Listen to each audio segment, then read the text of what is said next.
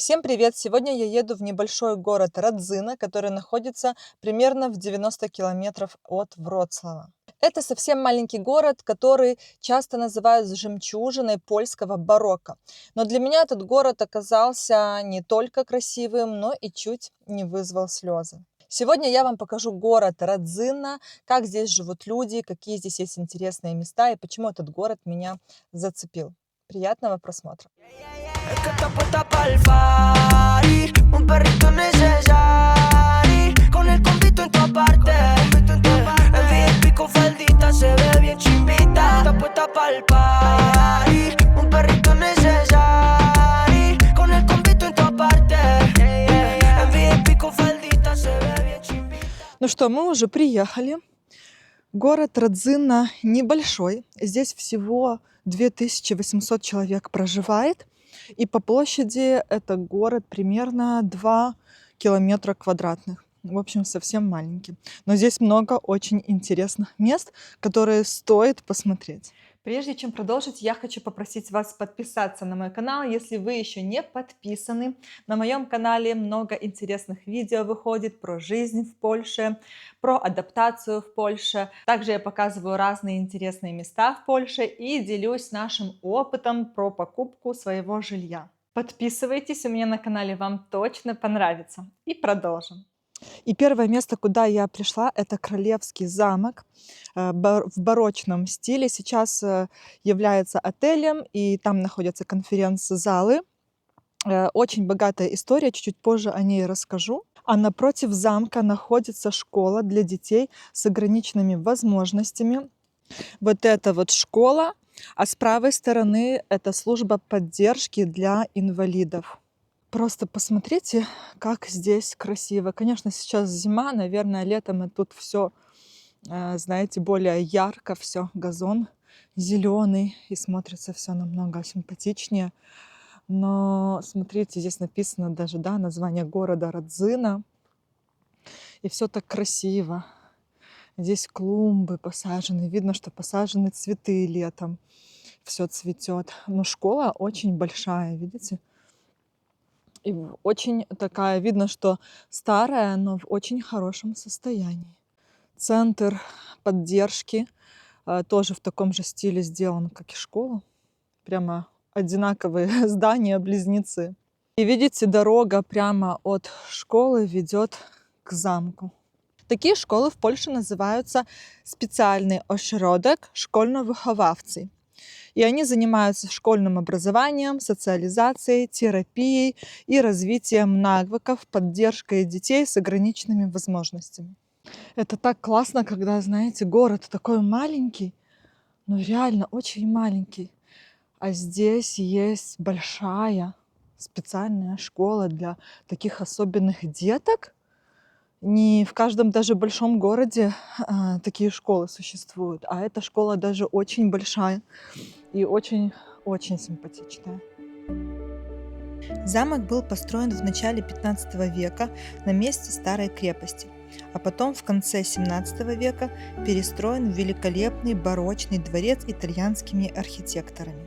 Поначалу он принадлежал важной польской семье Лещинских, и в начале XVIII века замок был резиденцией польского короля Станислава Лещинского. Здесь проходили культурные и социальные события, включая премьеру спектаклей. Позже замок принадлежал князьям Сулковским, которые еще больше украсили его и сделали одним из самых красивых дворцов региона. Во время Второй мировой войны замок сильно повредили, а потом забросили. И в 1970-80-х годах его отреставрировали и возобновили фасады. Кстати, интересный момент, что сейчас этот отель, да, место разных мероприятий, но он получил международную награду Европа Ностра за качество реставрации. Очень интересно. Смотрите, какой красивый. Он со всех сторон. Мы обошли, и он со всех сторон очень красивый.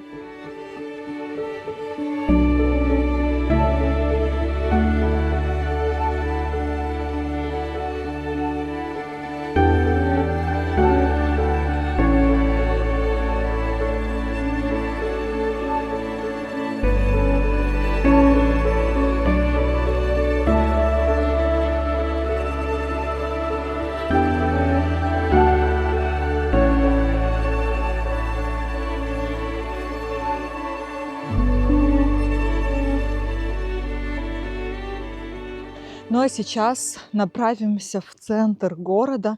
Да, в этом маленьком городе есть площадь. Представляете, обычно площади, да, в более крупных городах, а здесь 2 километра квадратных площадь самого города, у которого есть своя площадь. Просто. Мы идем сейчас к центральной площади, и здесь католическая церковь, костел, но мы уже не будем близко к нему подходить. У нас на улице сейчас просто очень холодно. Здесь возле костела большой плац забав, детская площадка для деток с качелями, с лазалками. Песок положен. В общем, красиво. Ну что, мы на площади. Это историческое сердце этого города. Площадь небольшая. Здесь находится ратуша, которая построена в 18 веке, середина 18 века. Красивая ратуша с деревянной башней, еще такого стиля, да, барокко. И также здесь есть прямо в центре площади памятник. Вот он, памятник сзади меня. Это памятник в память о жителях, которые пережили эпидемию чумы в 1709 году.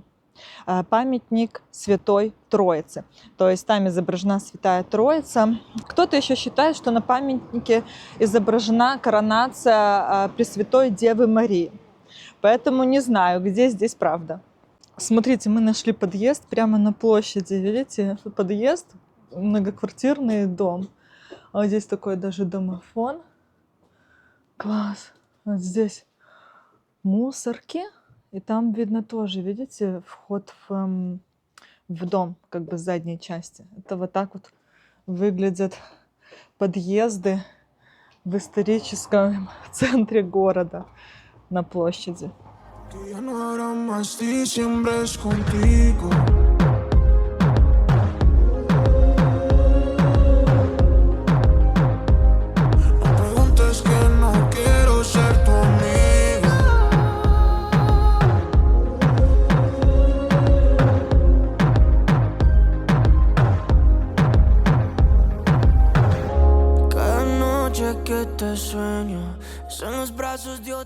Зашли с Адюшей в местную цукерню. Купила ей эклер один. И здесь такое место уютное, где можно посидеть и покушать вкусняшки. Сейчас покажу вам. Вот смотрите, это вход, получается, как отдельное прям помещение. Здесь столики со стульями. Вот здесь Адюша сидит, кушать будет. Уютно так, тепло. Зеркало. У нас на улице, конечно, холодно. Вот мы решили зайти согреться немножко. Здесь даже цветочки. Вкусно тебе? С кремом, да, такой эклер? Ты такой еще никогда не ела, да? Очень маленький, но очень уютный городок, в котором есть абсолютно все.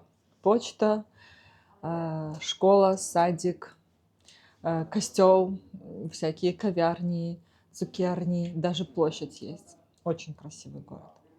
Интересно, почем здесь продается жилье. Я вот специально, пока Адриана кушает, зашла на OLX, чтобы посмотреть цены. И нашла 2 квартиры. Сейчас покажу.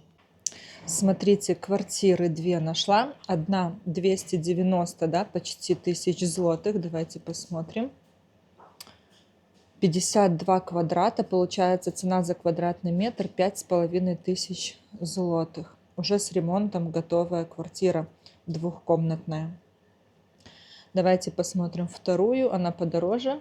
375 тысяч злотых. Здесь уже цена за квадратный метр дороже, 8200 злотых.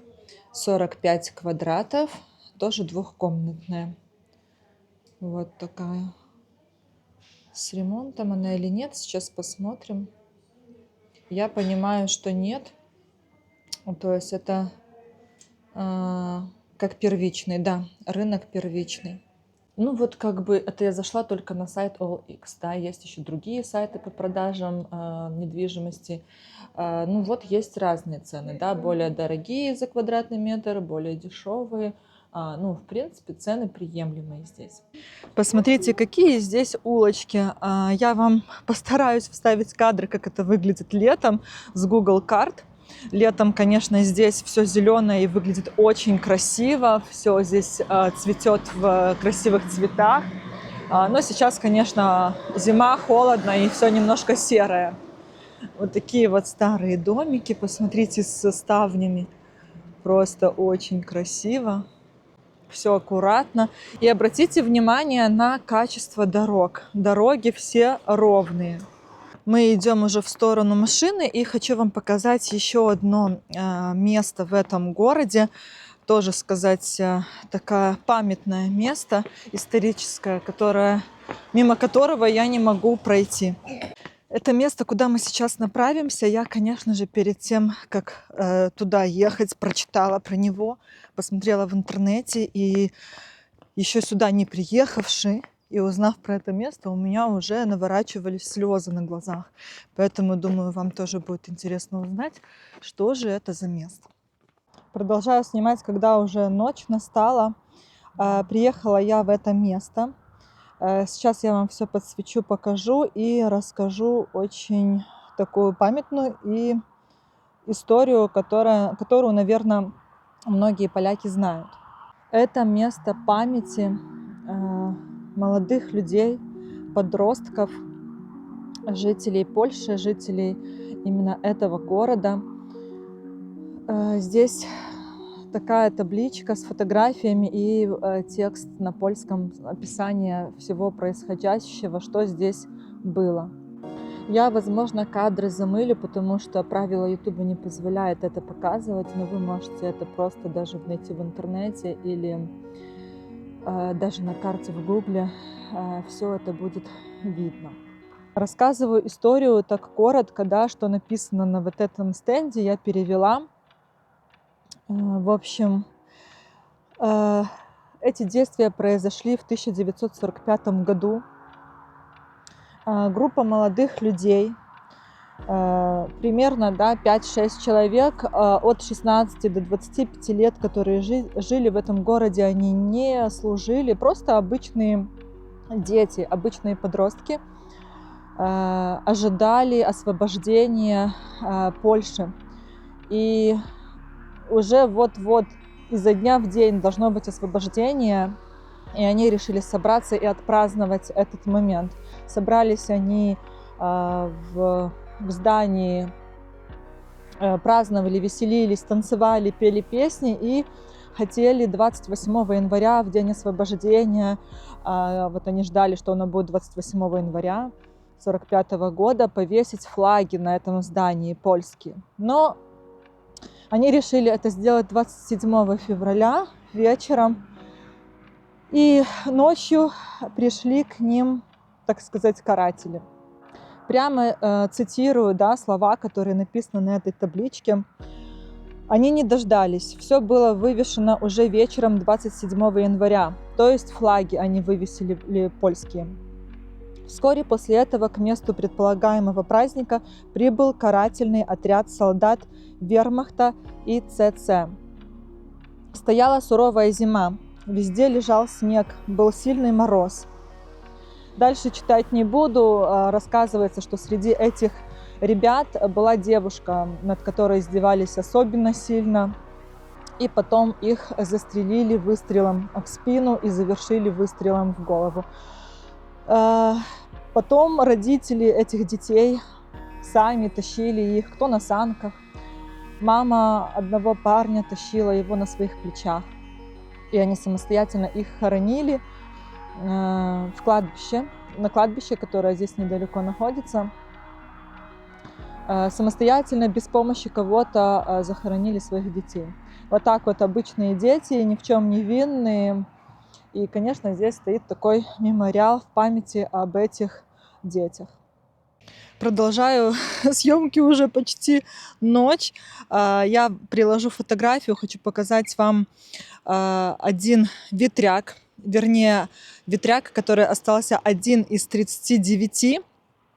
которые окружали этот город. То есть по кругу города было когда-то около 39 ветряков, старинных еще в середине 18 века. И вот остался только один. Сейчас он служит как музей, музей сельскохозяйственный. Ну, смотрится он, конечно, очень красиво. Видите, конечно, темно, наверное, не так видно, жаль, но это деревянный ветряк, и он такой масштабный, конечно, ну, очень большой. Жалко, что здесь он не освещается никак, я думала, будет освещаться, но посмотреть очень хотелось на него. Ну что, на этом будем заканчивать нашу прогулку по Рыдзине. Надеюсь, вам было интересно посмотреть, как живет небольшой польский город и какая у него атмосфера. Обязательно ставьте лайк, если такие прогулки вам нравятся. Подписывайтесь на мой канал, если вы еще не подписаны. И увидимся в следующем видео. Пока-пока!